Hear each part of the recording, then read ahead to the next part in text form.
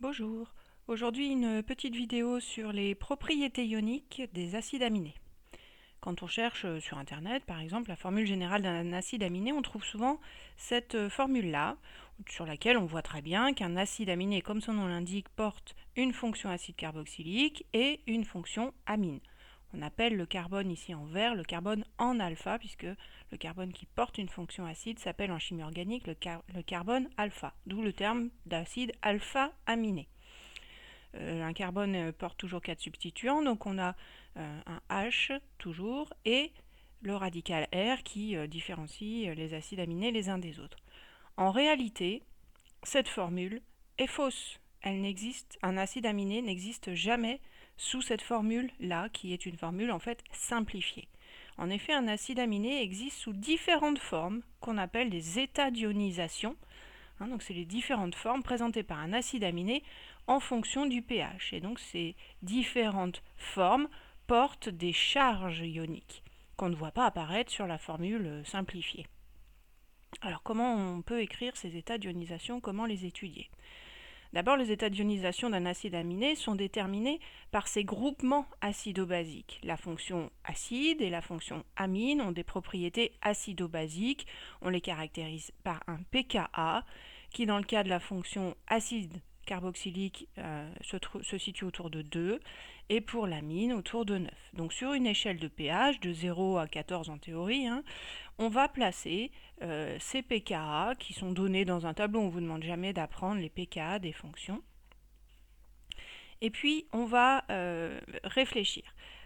Dans l'ordre, si on suit l'échelle de pH, la première fonction, c'est la fonction acide, au pKa, avec un pKa de 2. Ça veut dire que pour des pH inférieurs au pKa, la fonction acide carboxylique est sous sa forme acide, protonée, COOH. Dès qu'on dépasse le pKa, la fonction acide se déprotonne et reste donc sous la forme CO- jusqu'au bout. Sur le même raisonnement sur la fonction amine, dont le pKa 2 vaut 9. Ça veut dire qu'en dessous de 9, la fonction amine est sous sa forme protonée, forme acide, NH3+.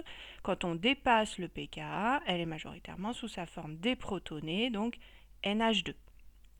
Au global, dans différents domaines de pH délimités par les pKa, on va donc avoir différents états d'ionisation.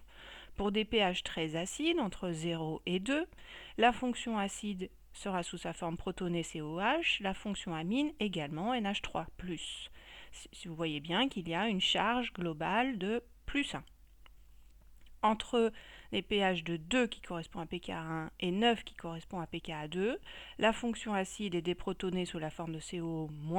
La fonction amine n'a pas encore changé, elle est toujours sous forme protonée NH3+. 1-, 1+, ça s'annule, charge globale 0. On parle d'ion mixte. Et puis, pour des pH supérieurs à 9, donc la fonction acide est toujours déprotonée et la fonction amine se déprotonne à son tour sous NH2. On a donc le -1 de COH et rien pour NH2, charge globale -1.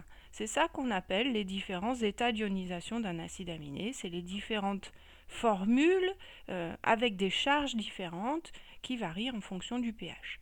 Ainsi, si je remets ici la formule générale, on a donc pour des pH très acides, la fonction amine protonée, NH3+, la fonction acide aussi. Puis, au fur et à mesure qu'on avance vers des pH plus basiques, on va passer par la forme ion mixte ou dipolaire, qu'on appelle aussi Zwitter-Ion, c'est de l'allemand, ça veut dire les deux, Zwitter, les deux. Donc les deux parce que les deux fonctions, il y a les deux charges, il y a NH3+, et CO-. Et puis pour des pH plus basiques, donc les deux fonctions sont déprotonées et la charge globale est plutôt négative. On peut représenter ces états d'ionisation par ce type de schéma. Donc pour des pH très acides, on est parti de 100% d'une forme avec une charge globale plus. Cette forme ionique se transforme au cours de l'augmentation du pH. On passe d'une forme plus 1 à une forme 0. Alors ici, c'est écrit plus moins, c'est la forme dipolaire, donc ça revient à 0. Donc diminution de la forme plus 1 jusqu'à devenir complètement négative, il n'y en a plus du tout, en corrélation avec l'augmentation de la forme 0. Et puis, quand le pH continue à augmenter, même chose, disparition de la forme 0 et apparition, jusqu'à devenir majoritaire, de la forme -1. Sur cette courbe, on voit très bien deux points d'intersection qui correspondent au pKa, c'est-à-dire le pH à la demi-équivalence, pour lequel on a 50% d'une forme ionique donnée et 50% d'une autre forme ionique donnée. Par exemple, pour le premier pKa1 qui correspond à la fonction COH, eh bien on aura 50% d'acide aminé sous sa charge globale plus 1, sous son état d'ionisation plus 1, et 50% sous la forme 0. À pH 9, on aura de la même façon 50% d'acide aminé sous forme 0 et 50% sous forme -1. On définit ce qu'on appelle le pHi, pH isoionique. C'est le pH pour lequel 100% de l'acide aminé est sous sa forme ion mixte. Ce pHi peut se calculer de façon théorique. Mais attention, le mode de calcul n'est pas le même selon le type d'acide aminé. En effet, nous avons pris l'exemple de la glycine, l'acide aminé le plus simple, R égale H. C'est un acide aminé qu'on dit neutre parce que si on calcule le pHi, donc c'est le pH auquel 100% de l'acide aminé est sous forme 0, donc on est ici.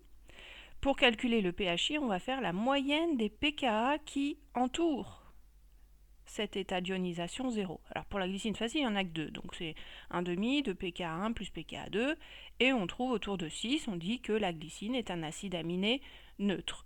Lorsque l'on dissout la glycine dans l'eau, elle se met spontanément sous sa forme neutre et on obtient une solution de pH 6.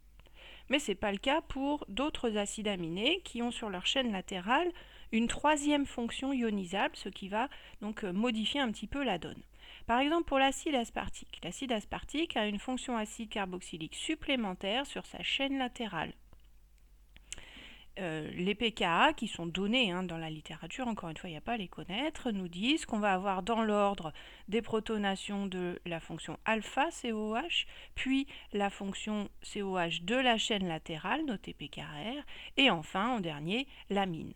Donc si on écrit les états d'ionisation, on aura plus 1, 0, moins 1, moins 2. Donc on cherche le pHi pour lequel on a 100% de la forme 0 et on fait 1,5 des pKa qui l'entourent. Et dans le cas de l'acide aspartique, ce sera pK1 plus pKr. Et on trouve un pHi autour de 3. On dit que l'acide aspartique est un acide aminé acide parce que lorsque l'on dissout dans l'eau l'acide aspartique, il se met sous cette forme ion mixte et on obtient une solution pH 3. C'est un peu le même cas pour le glutamate qui est le deuxième acide aminé acide. Et puis il existe des acides aminés dits basiques, la lysine et l'arginine se comportent un peu de la même façon, pour lesquels on a sur la chaîne latérale une fonction amine supplémentaire. Donc on aura un pKr mais qui va se dissocier, vous voyez sur cette échelle, en dernier. Donc on va avoir COH, alpha-amine et en dernier l'amine de la chaîne latérale. Ce qui génère donc des états d'ionisation à plus 2, plus 1, 0 et moins 1. Donc on cherche toujours l'état d'ionisation 0 et on s'aperçoit qu'il faut faire la moyenne de pKa2 plus pKar pour la lysine. Si on fait l'application numérique, on trouve 9,7. La lysine, et c'est le cas aussi de l'arginine, sont des acides aminés basiques.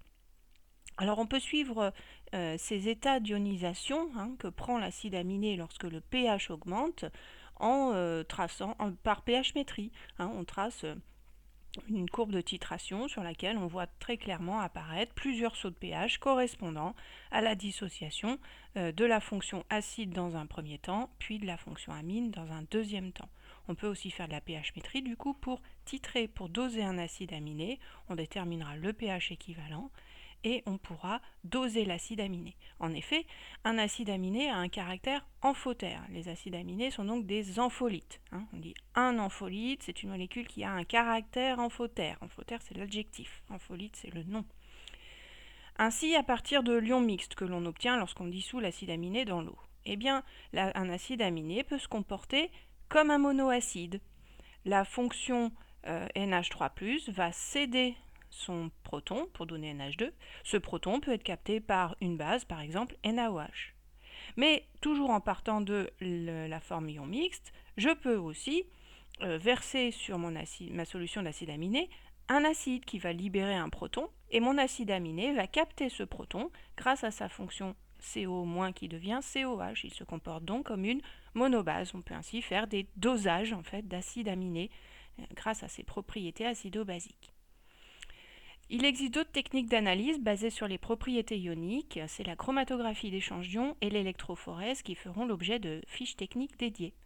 Voilà, je vous remercie pour votre attention.